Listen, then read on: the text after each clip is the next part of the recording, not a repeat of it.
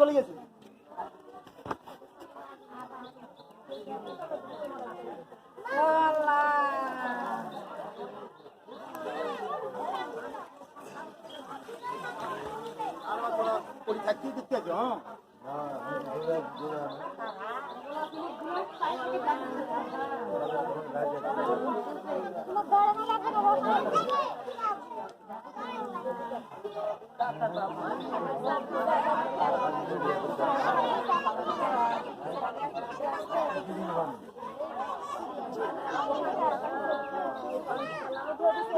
বহুদিন থেকে আমি বলো যে খ্যাটটা বেঁচে ফেললাম আব্বা, খ্যাটটা বেঁচে ফেললাম, খ্যাটটা বেঁচে ফেললাম।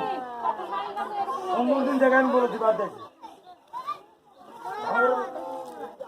শত্রু আছে ফেলে দিয়ে গেছে আগুন, এমনি ধরতে আগুন, এমনি আগুন ধরছে।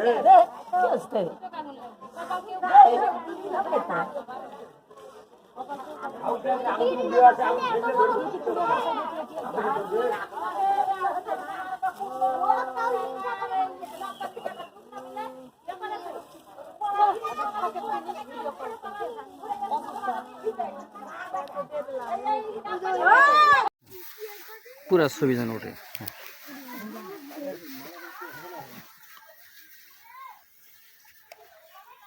সম্মানিত দর্শক, আসসালামু আলাইকুম রহমতুল্লাহ বরকাতু।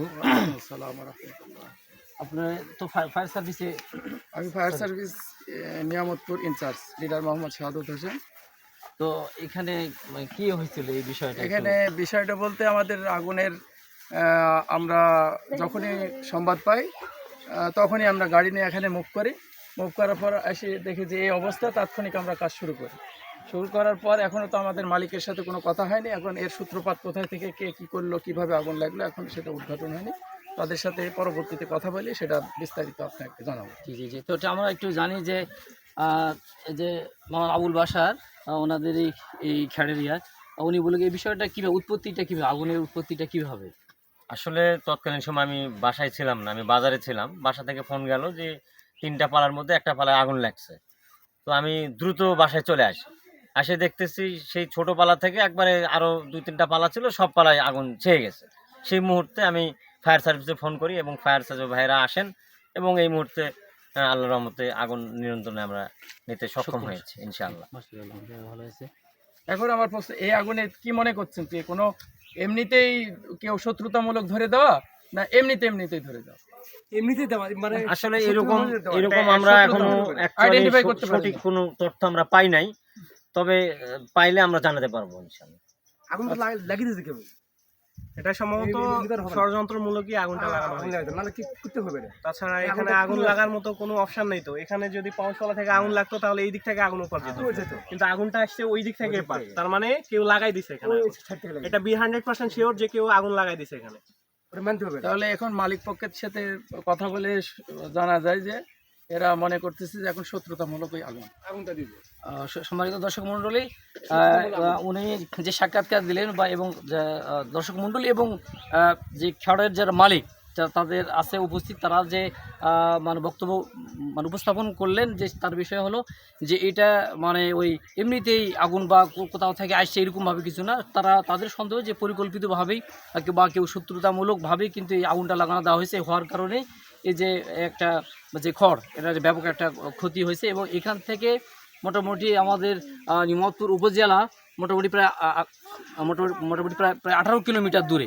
তো সেখানে ফোন দিয়েছে, ফোনের পর 18 কিলোমিটার দূর থেকে আসার পরও তারা আগুন নিয়ন্ত্রণ করতে সক্ষম হয়েছে এবং সেগুলো আগুন মানে সম্পূর্ণভাবে তারা করে ফেলেছে আর কি, নিভাতে সক্ষম হয়েছে।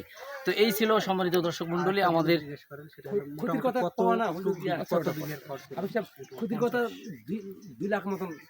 আচ্ছা, এই বর্তমান যে এই খড়ের যে ক্ষয়ক্ষতি বা বর্তমান যে এই খড়ের যে মূল্য, বর্তমান বাজার যে মূল্য, এই বাজার মূল্য কত হতে পারে এই খড়ে বা বর্তমান লক্ষাধিক আর কি, ওই 2 লাখের কাছাকাছি, এরকম 2 লক্ষ টাকার মতো।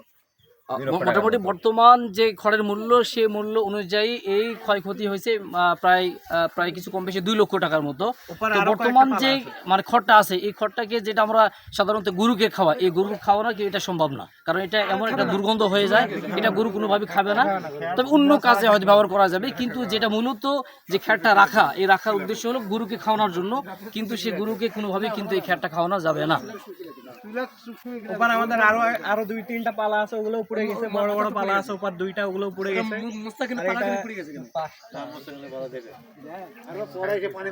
তো সম্মানিত দর্শক মণ্ডল, আজকের মতো মানে এই পর্যন্ত 5টা পালা পুড়ে গেছে মোট 5টা পালা পুড়িছে বলে তারা মানে বলছে আর কি।